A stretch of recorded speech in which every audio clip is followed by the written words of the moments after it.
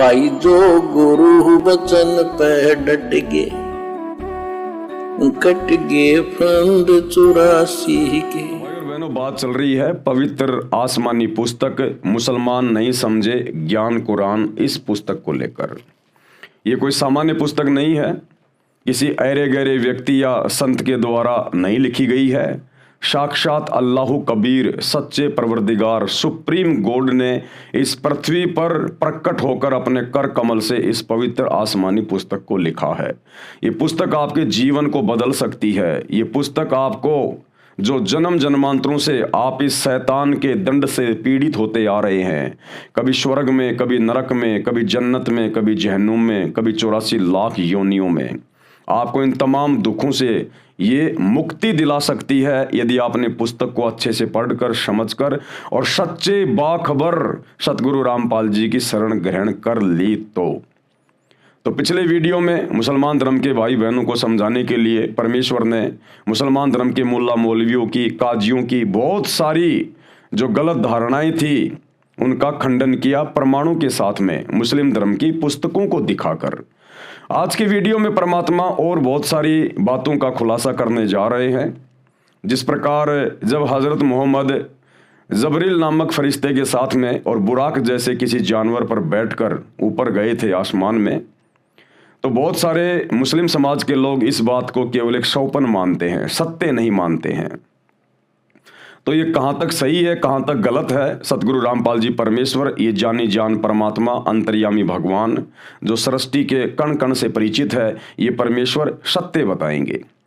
उसके बाद में मुसलमान धर्म में अपने चाचा और ताऊ की लड़कियों के साथ में शादी क्यों की जाती है, क्या कारण था जो मुस्लिम धर्म में अपने सगे चाचा और सगे ताऊ की लड़कियों से शादी विवाह किया जाने लगा था, इसके पीछे की सच्चाई क्या है। आज वर्तमान का विश्व का मुस्लिम समाज भी इन बातों से परिचित नहीं है, जो बातें आज इस पवित्र पुस्तक में बाखबर सतगुरु रामपाल जी क्लियर करेंगे। इसके अलावा परमात्मा यानी अल्लाह कबीर, परमपिता परमेश्वर, सतगुरु, सत्य पुरुष, परम अक्षर ब्रह्म जो सारी सृष्टि का मालिक है, जो वर्तमान में सतगुरु रामपाल जी के रूप में बाखबर बनकर आए हुए हैं, हमने अपने परवरदिगार पर मोक्ष प्राप्ति के लिए किस कदर विश्वास करना चाहिए और कितना विश्वास करना चाहिए, और अल्लाह क्या कर सकता है, अल्लाह क्या नहीं कर सकता है, ये शब्द तो एक भगत की डिक्शनरी में भी नहीं होना चाहिए। नहीं वाला शब्द डिक्शनरी में नहीं होना चाहिए। सतगुरु जो चावे सो कर ही भरम पड़ो मत कोई, सेऊ धड़ पर शीश चढ़ाया पाछे करी रसोई। अल्लाह यानी सत्य पुरुष परमपिता परमात्मा, ये परमेश्वर कुछ भी कर सकता है जो मनुष्य की कल्पनाओं से बाहर है। परमात्मा कुछ भी कर सकता है, उसी का नाम अल्लाह है, परमात्मा है। तो चलिए भाई और बहनों, आज की वीडियो में हम आगे बढ़ते हैं। बहुत सारी जानकारियां गुरुदेव ने उपलब्ध करवाई है। ये है पवित्र पुस्तक मुसलमान नहीं समझे ज्ञान कुरान, और वीडियो नंबर 11 है और पेज नंबर 45। नबी मोहम्मद की मेराज यानी आसमान यात्रा पर मतभेद। प्रश्न, कुछ मुसलमान मानते हैं कि मेराज यानी सीढ़ी यानी आसमानों की यात्रा कुछ नहीं है, यह मोहम्मद जी ने सौपन देखा था। अधिकतर इसे सत्य मानते हैं। उस समय के व्यक्तियों ने उसे कोरी झूठ माना। मोहम्मद साहब ने बताया कि जब मैं अकेला खुदा के पास चला तो मैंने 17 पर्दे पार किए। एक पर्दे से दूसरे पर्दे तक जाने का मार्ग 500 वर्ष का था। यानी व्यक्ति को एक पर्दे से दूसरे पर्दे तक जाने में 500 वर्षों का समय लगा, और हजरत मोहम्मद जी ने 1400 साल पहले इस प्रकार के 17 पर्दे पार करके अल्लाह की शक्ति से और वहां अल्लाह के दरबार में गए। अब इस बात को लेकर बहुत सारे मुसलमान भाइयों में मतभेद है आपस में कि ऐसा नहीं हो सकता। हजरत मोहम्मद जी को तो 1400 साल हुई हैं, और जिस समय हजरत मोहम्मद जी गए थे ऊपर जिब्राइल नाम के फरिश्ते के साथ में, और जब उन्होंने आकर ये सारी बातें बताई नीचे मुसलमानों को उस समय कि मैंने 17 पर्दे पार किए और एक पर्दे से दूसरे पर्दे की दूरी तय करने में 550 वर्ष का समय लगा, तो उस समय के मुसलमानों ने इस बात को बिल्कुल भी स्वीकार नहीं किया। और हजरत मोहम्मद ने बताया कि ये समय मैंने केवल इतनी देर में पार किया जितनी देर में अगर गलती से किसी जल से भरे हुए कटोरे को ठोकर लग जाए तो आदमी कितना जल्दी उसको संभालने का प्रयास करता है। तो हजरत मोहम्मद ने कहा कि ये समय मैंने केवल उतने ही देर में पार किया जब मैं बुराक नाम के उस जानवर पर बैठा ऊपर जाने के लिए, तो जल से भरे हुए कटोरे को मेरा पैर लगा और जैसे ही मेरा पैर लगा तो आधा जल जमीन पे गिर गया और तुरंत मैंने उस कटोरे को संभाला। इतनी देर में हजरत मोहम्मद अल्लाह के पास जाकर भी आ गया, वहां का सारा नजारा भी देख के आ गया, जबकि 17 पर्दे उन्होंने पार किए थे, यानी 17 सीढ़ियां पार की और एक सीढ़ी से दूसरी सीढ़ी पर जाने के लिए, एक पर्दे से दूसरे पर्दे पर जाने के लिए 550 वर्ष का समय लगा। अब सोचिए 17 इंटू 550 कितने वर्ष लगे होंगे। और हजरत मोहम्मद ने बताया ये सारा समय केवल मैंने इतनी सी देर में पूरा कर लिया, यानी वहां जाकर भी वापस आ गया जितनी देर में यदि किसी कटोरे को ठोकर लग जाए और उसका आधा पानी बाहर निकल गया और तुरंत मैंने हजरत मोहम्मद ने उस कटोरे को वापस संभाल लिया। यानी मुश्किल से 2 सेकंड का समय लगा। तो उस समय के मुसलमान हजरत मोहम्मद की इन बातों पर बिल्कुल भी विश्वास नहीं करते थे और कह रहे थे कि ये तो शौपन की बात है, ऐसा हो ही नहीं सकता, क्योंकि उन नादानों को अल्लाह की शक्ति का नहीं पता था, परमेश्वर की शक्ति का नहीं पता था।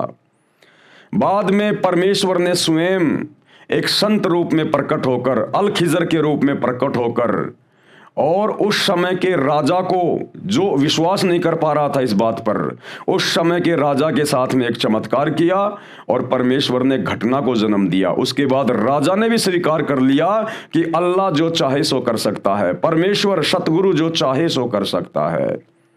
तो क्या घटना थी, गुरुदेव भगवान बता रहे हैं। यानी व्यक्ति को एक पर्दे से दूसरे पर्दे तक जाने में 500 वर्षों का समय लगा। माफ करना, मैं 550 बोल गया, यहां पर 500 लिखा हुआ है। खच्चर जैसे जानवर बुराक पर बैठकर सीढ़ियों पर से चढ़कर ऊपर गए। आदि आदि बातों को तथा अन्य सब बातें जो मोहम्मद जी ने अपने साथियों को बताई तो हजरत अब्बू बकर ने तो तुरंत मान लिया, परंतु बहुत से मुसलमानी छोड़ गए। बहुत सारे मुसलमान जो हजरत मोहम्मद जी के कहने पर ईमान लेकर आए थे, जो मुसलमान बन गए थे उस समय, लेकिन जब हजरत मोहम्मद ने ये बात बताई तो उसके बाद में वो लोग हजरत मोहम्मद जी का साथ छोड़ गए कि ये तो झूठा आदमी है। उनको एक बात अधिक खटकी। कौन सी बात खटकी? जब मोहम्मद जी ने कहा कि ये सब इतने समय में हुआ कि जब मैं मोहम्मद बुराक पर बैठने लगा तो मेरा पैर पानी से भरे कटोरे को लगा, उसका आधा पानी निकल गया। सब आसमानों की यात्रा करके वापस आकर मैंने उसे रोका और शेष जल बचा लिया। क्या यह सत्य है? अब गुरुदेव भगवान बताएंगे सत्य है या झूठ है।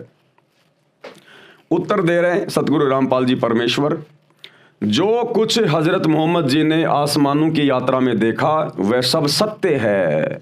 जो पानी के कटोरे को पैर लगना, फिर वापस आकर शेष पानी निकलने से बचाना, कटोरे को सीधा करना, प्रत्येक पर्दे की दूरी 500 वर्ष में तय होने का समय लगना, ऊपर नबियों की मंडली देखना, उनको नमाज अता करवाना, बाबा आदम को हंसते रोते देखना, आदि आदि सब सत्य है। कौन कह रहा है? लेखक कौन है? अल्लाह कबीर बाखबर सतगुरु रामपाल जी। साध वचन पलटे नहीं, पलट जाए ब्रह्मांड। यानी भाई और बहनों, यहां परमेश्वर की शक्ति बताई जा रही है कि परमात्मा सतगुरु क्या नहीं कर सकता। 17 पर्दे पार किए हजरत मोहम्मद ने और एक पर्दे से दूसरे पर्दे की दूरी तय करने में 500 वर्ष का समय लगा। और हजरत मोहम्मद ने बताया कि जब मैं उस बुराक नामक खच्चर पर बैठा ऊपर जाने के लिए तो मेरा पैर एक जल से भरे हुए कटोरे को लगा, उसमें से आधा पानी नीचे गिर गया और मैं ऊपर जाकर भी आ गया, सारे काम करके आ गया, सब कुछ देख कर भी आ गया, 17 पर्दे पार करके अल्लाह से नमाज का आदेश भी लेकर आ गया।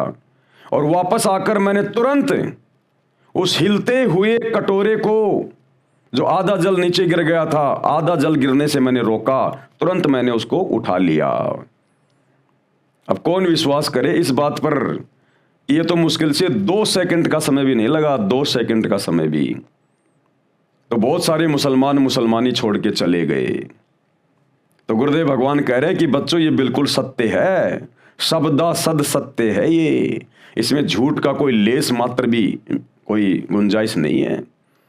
क्योंकि अल्लाह जो चाहे सो कर ही, सतगुरु जो चाहे सो कर ही, उसके लिए कुछ भी असंभव नहीं है। जो गुरु बचन पे डट गे, कट गे फंद 84 के, कट गे फंद 84 के, कट गे फंद 84 के।